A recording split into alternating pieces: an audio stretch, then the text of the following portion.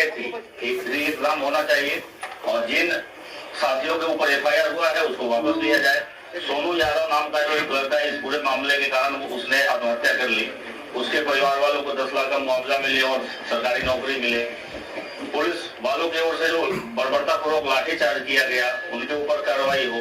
इन तमाम मांगों को हमने रखा चीफ सेक्रेटरी के सामने, वहाँ होम सेक्रेटरी भी थे। आप बहुत जल्दी बोल रहे हैं, थोड़ा धीरे धीरे बोलिए। हाँ ठीक। तो ब्यूरोक्रेसी का अपना जो एक नफरतुला तरीका होता है जवाब देने का, वो एक खांचे में ही बोलते हैं, वही तरीका था चीफ सेक्रेटरी सर का भी।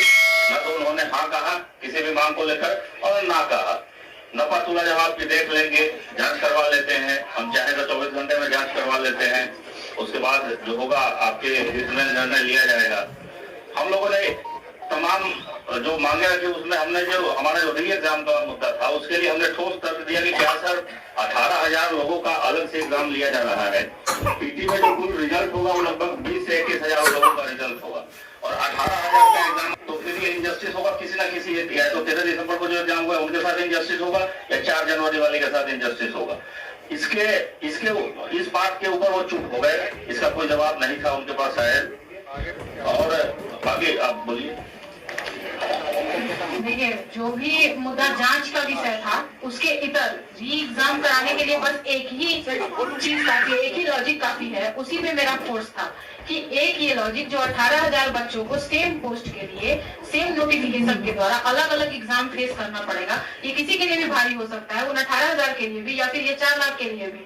तो ये एक रीजन क्या काफी नहीं है री एग्जाम कंडक्ट कराने का, जिसपे उनकी चुप्पी रही। बाकी सारे चीजों को कंसिडर किए हैं वो, और हम चुप्पी भी नहीं कह सकते हैं क्योंकि अब बोले हैं कि आगे हम विचार करेंगे। तो विचार हमें तो यही उम्मीद है कि हमारे फेवर में आएगी, और अगर फेवर में नहीं आती है फिर हम अपना देखेंगे कि आगे क्या करना है, इस पर हम डिसाइड करेंगे।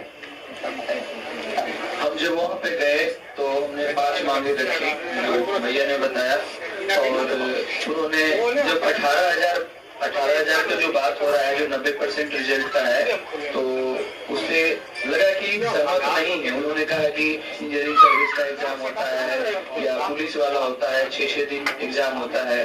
तो हमने कहा कि सर इसकी तो संख्या कम है, इसको एक समय में एक दिन में लिया जा सकता है। तो उन्होंने 66वीं का तर्क दिया कि 66वीं में औरंगाबाद में ऐसा हुआ था, तो हमने एक सेंटर कर लिया। फिर हमने बोला कि ये 33 सेंटर के बराबर है। तब जब देखे कि संतुष्ट वो नहीं दिख रहे, मतलब हमारे लिए सकारात्मक नहीं लग रहा है, तब हमने कुछ एलिगेशन उन पे लगाना शुरू किया। जो बच्चों का अनुभव के आधार पे एग्जामिनेशन में जो उनका अनुभव था, किसी रूम में, किसी सेंटर में, कोई ने सेंटर कोड डाला, क्या क्या, एक हमने सीट दिया जिसपे 28 सेंटर में अनियमितता हुई थी, तो हमने डाला। तो उन्होंने कहा है कि ये तो 24 घंटे में हम इस पे मैंने जांच कर सकते हैं CCTV बना करके। एक ट्विटर पे वायरल हो रहा था, सोनू राज नाम का लड़का, वो क्वेश्चन वायरल उस पे था, मतलब 1 बजे 13 दिसंबर 2024 को हमने उसे भी रखा। EOU को एक लड़का जो है वही ट्विटर वाला 8 PM में, मतलब उसी दिन 8 बजे उसी 1 बजे वाला जो है वो डाला हमने, वो भी उनको हार्ड कॉपी में दिया। उन्होंने कहा कि अगर कोई भी इसमें से सत्य पाया जाता है तो इस पे हम एक्शन लेंगे। तो यही हुआ, बाकी नफातुला था। फिर हमने CM से डिमांड की कि महोदय आपका तो लिमिटेशन है, जितना भी ब्यूरोक्रेटिक है, मतलब जो लिमिटेशन